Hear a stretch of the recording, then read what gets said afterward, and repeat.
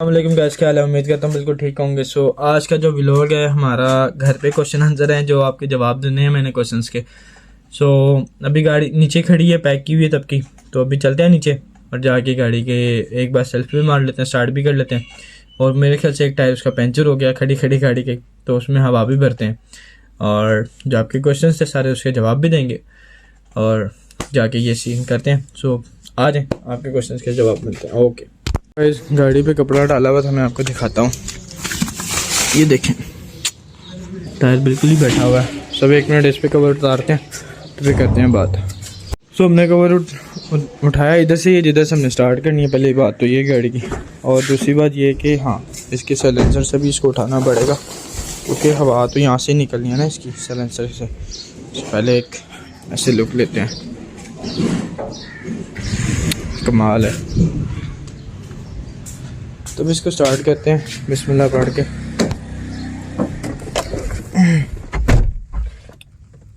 बिस्मिल्लाह।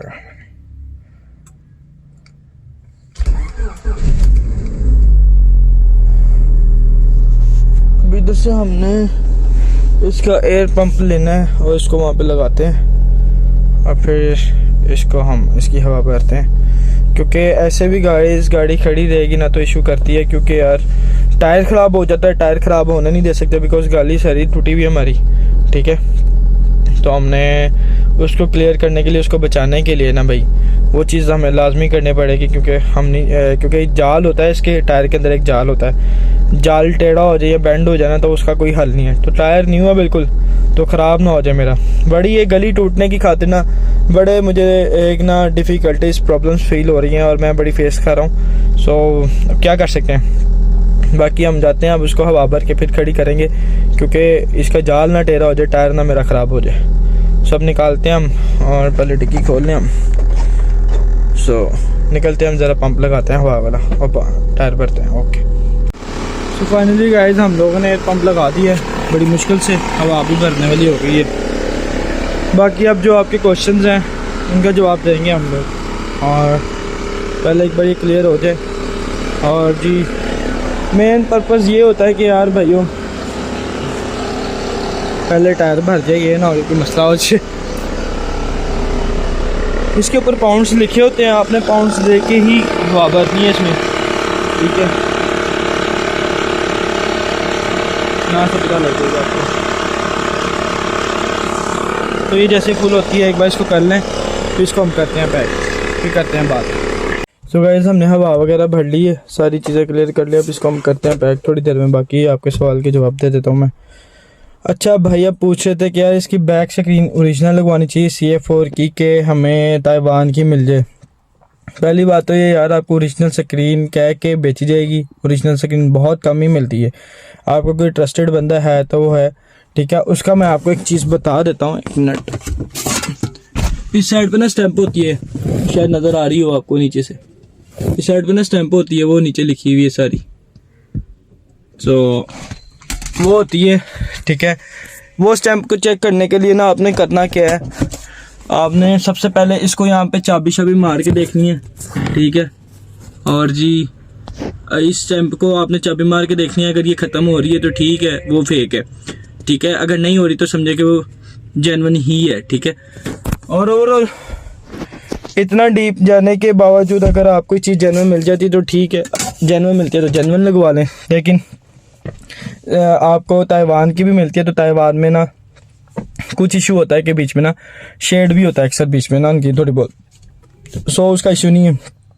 Original मिलती है तो भाई वेल एंड गुड है। ओरिजिनल आपको आई नो थोड़ी सी महंगी मिलेगी, लेकिन ये है कि ताइवान की भी चल जाती है। तो ताइवान की ही चल जाती है, स्टैनले वगैरह की मुश्किल ही है। लेकिन आपको मैंने जो बताया पता करने के लिए कि भाई कैसे जेन्युइन है कैसे नहीं, वो आप देख सकते हैं, ठीक है। चेक कर सकते हैं, चाबी के साथ उसको खरोचोगे ना पता लग जाएगा। यहाँ तो स्टिकर होगा, यहाँ अंदर स्टैंप हुई होगी ना ग्लास के, तो ओरिजिनल होती है। लेकिन आजकल मार्केट में ये भी हो जाता है भाई, हर जगह में 2 नंबरी हो जाती है। तो इसमें ये चीज़ें ना अब थोड़ी बहुत ही रह गई नहीं है क्योंकि बड़ी देर से ये चीज़ें चल रही हैं। बहरहाल जी आप ताइवान की भी मिल जाए तो लगवा लो, कोई मसला नहीं है। स्क्रीन है, लेकिन बिठाना अच्छे वाले बंदे से बिठवाना जिससे पूरी फिटिंग बैठती हो। ये कुछ लोग होते हैं बड़ा सारे पिलर्स ख़राब कर देते हैं, रपटे से ही नहीं बिठाते गाड़ी की। बारिशों में गाड़ियों को मसला आता है कि पानी अक्सर ना इस साइड से ना निकलता है, नीचे को गिरता है। बहरहाल ये आपको मिल गया। जेनवन की निशानी मैंने आपको बता दी है। ताइवान जो होती है वो भी आप चेक कर लीजिएगा, अच्छी है, वो भी लोग लगवा लेते हैं।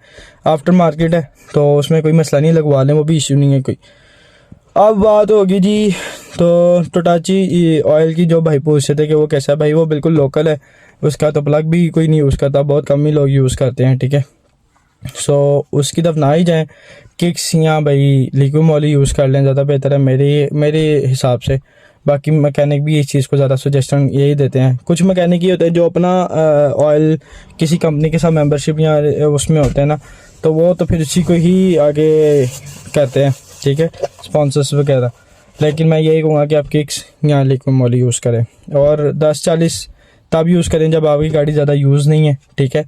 उसी के हिसाब से ग्रेड्स यूज़ करें। मैंने आपको लास्ट वीडियो में ये बोला था कि सबसे बड़ी चीज़ ये है कि आपका मैकेनिक एक होना चाहिए। मैकेनिक, जिस मैकेनिक से आप इंजन का काम करवाते हैं, उसको ज़्यादा पता होता है कि इसके इंजन की परफॉर्मेंस कैसी है, हेल्दी है कि नहीं है, उसी के हिसाब से इंजन ऑयल यूज़ होता है, ठीक है। अब मैं आपको कह दूं कि आप 20-50 यूज़ कर लो, आपकी गाड़ी इतनी ना चली हो, आपका इंजन मतलब माशाल्लाह लाख से नीचे माइलेज का, तो आप वो डाल लोगे तो उसमें आपका इशू हो जाएगा। तो मैं इस चीज़ को ना, हाँ मुझे किलोमीटर्स बता दिया करें कि मेरी गाड़ी इतनी चल चुकी है या इंजन चेंज नहीं हुआ, इंजन उसका अपना है और गाड़ी पे ये इंजन ऑयल यूज़ हो रहा है, तो उस पर मैं आपको सजेशन अच्छे से दे सकता हूँ, ऐसे नहीं दे सकता। तो हर मैकेनिक के हिसाब से चलना पड़ता है। बाकी अगर लाख से ऊपर चल चुकी हुई है ना आपकी गाड़ी, तो आपको कम अज़ कम ना भाई 20-50 पे ही रहना चाहिए, बिकॉज तब सिंथेटिक चाहिए होता है, फुल सिंथेटिक यूज़ करो, क्योंकि गाड़ी का इंजन एक काफ़ी चल चुका होता है तो उसको थोड़ा सा थिक ऑयल ही सही लगता है, वो ज़रा जान में रहता है। अब रहेगी और जो बात थी एक बैक स्क्रीन का था भाई, वॉल्टन जो रॉड है अभी तक ज़ेरे तामीर ही है भाई। वो अगर मेरा चक्कर कहीं लगा तो मैं उसका भी क्लिप लेके अपलोड कर दूंगा, आपको दिखा दूंगा। गली भी हमारी स्टॉप हो चुकी है हरामजादियों की वजह से, कि यार पाकिस्तान के हालात कुछ ऐसे हैं कि कुछ काम करते हैं तो वहाँ पे उसको छोड़ देते हैं, कोई इनके रूल रेगुलेशंस नहीं है। यकीन करें बड़ा डिस्टर्ब हुआ हूँ मैं तो। गली 2-3 दिन से जैसे गाड़ी धोई है ना, तब से वैसे की वहीं रुकी हुई है, ना तो ये मलबा उठाने हैं ना किसी रोड तोड़ी है इन्होंने। तो उसके अलावा क्वेश्चन ये था कि यार ये लाइट्स वगैरह का भाई पूछ रहे थे। भाई मैंने SMD LED ली थी, अपने दोस्त से ली थी, वो मैंने आपको बता दिया था कि 550 वाट की है। IB में मैंने दूसरी लगवाई हुई है, वो मैंने चेंज नहीं की, वो उसमें वो लगी हुई ब्लास्टर वाली, क्योंकि मैं हाई बीम ज़्यादा यूज़ नहीं करता जितनी इसकी लो बीम की लाइट, अच्छी खासी लाइट है इसकी। मैंने आपको कहा था कि इंस्टा पे आ जाओ, मैं आपको उसके भी फीडबैक वीडियोस वगैरह दिखा दूँगा। सो उसके अलावा जो क्वेश्चन था, एक मिनट में पढ़ लूँ फिर बताता हूँ। हाँ, सो एक भाई ने ये कहा था कि यार इसके अंदर AC की गैस कौन सी अच्छी है, कि मतलब कि चाइना की अच्छी है या दूसरी के जो कंट्रीज़ की है उसकी है। भाई ये सारे नाम अपने से ऐड करके इन्होंने पब्लिसिटी रखी होती है। AC की गैस से सब में डलती है। R36 AC की गैस का नाम है, R36, जो कि भाई एक बार डलवा लो तो कोई इशू नहीं होता। अगर आपका कंप्रेसर वगैरह सब कुछ पैक है ना, अगर कहीं से लीक शीक नहीं होती, वो जाहिर सी बात है चेक करके ही गैस फुल करते हैं, वैसे तो नहीं करते। सो R36 गैस का नाम होता है AC की कूलेंट की ना, तो उसको वो कह के डलवाए, वो अच्छी है, वो हर गाड़ी के लिए यूज़ हो जाती है, उसमें किसी चीज़ का इशू नहीं होता भाईजान। सो वो बेहतरीन है। R36 इज़ द बेस्ट, जो कि आपकी AC की कूलिंग को ऐसा बरकरार रखती है। कोई ये नहीं होता, कुछ गैस जो होती है ना, जब आप कंटिन्यूसली AC यूज़ कर रहे होते हैं तो कहीं जाके ना मदम सी हो जाती हैं भाई, लाइट हो जाती हैं, बड़ी नॉर्मल सी कूलिंग करने लग जाती हैं। R36 यूज़ करनी है आपने गैस AC के लिए, और बेहतरीन है वो।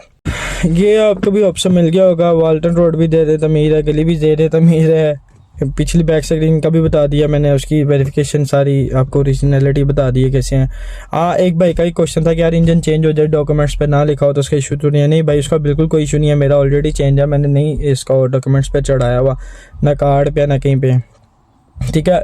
मसला होता तो आपका चेसी नंबर से होता है, बस चेसी नंबर मैच किया जाता है। इंजन नंबर क्या भाई, इंजन तो अल्लाह ना करे गाड़ी एक्सीडेंटल भी हो जाए तो इंजन तो चेंज करना पड़ जाता भाई। हाँ, उसकी एक रसीद रखो अपने पास, उसकी पिक्चर रख लो, उसकी रसीद रखो। अल्लाह ना करे कुछ पुलिस वाले होते हैं जान के भाई अपनी दिहाड़ियों के लिए, ये चीज़ों के लिए ना, या कहीं कोई ना कहीं चीज़ पे ना कोई इशू बनाना होना तो बना लेते होते हैं। तो आप अगर वो आपका इंजन नंबर आपसे पूछते हैं तो भाई उसकी रिसीट दिखा दो कि भाई ये मैंने परचेज़ किया हुआ है, इतने का परचेज़ किया हुआ है, ये लगा हुआ आपके सामने। वो कहेंगे आपने चढ़ाया क्यों नहीं, तो उससे कह दो कि भाई मैं चढ़वाने गया था। पहली बात है पाकिस्तान का कानून थोड़ा सा ऐसा है कि आप हर चीज़ में ना टाइम टेकिंग चीज़ कर लेते हो, ठीक है, जलालत थोड़ी सी हो जाती है, जिस वजह से ये सारा मसला होता है। वैसे 2000 से 2500 रुपया लगता है आपका वो इंजन नंबर नया चढ़ जाता है, लेकिन उसका कोई ज़्यादा इशू नहीं है। मैं गया हूँ अल्हम्दुलिल्लाह, मतलब कि मैं इस्लामाबाद भी गया हूँ, सियालकोट कई बार गया हूँ, गाड़ी की कई बार उन्होंने चेकिंग भी की है। चेसिस नंबर से गाड़ी आके पकड़ी जाती है, जहाँ पे आपकी वेरिफिकेशन ख़राब हो जाती है और गाड़ी आपकी डिफ़ॉल्टर नाम होके पकड़ी जाती है। इंजन का कोई ज़्यादा रोला नहीं होता, लेकिन अगर इंजन चेंज करवाते हैं तो उसका लाजमी रिसीट नंबर अपने पास ज़रूर रखें। अल्लाह ना करे आपको इन फ्यूचर में तंगी हो सकती है, कोई पता नहीं पाकिस्तान के कानून कुछ भी रूल्स निकाल देते हैं, तो उसके हिसाब से आपको रसीद होनी चाहिए। रसीद आप एक्साइज में दफ्तर में देंगे तो उसको उसके हिसाब से आपका नया नंबर चढ़ेगा, ठीक है। और बाकी कोई क्वेश्चन रहता हो तो भाई आपका हाजिर है। अब यहाँ पे ब्लॉग को करते हैं एंड, गाड़ी को करते हैं पैक, और जी ये चीज़ को पैक करके हम रखते हैं ताकि हम इसको पैक करें, दोबारा फिर मिलते हैं फाइनल लुक पे।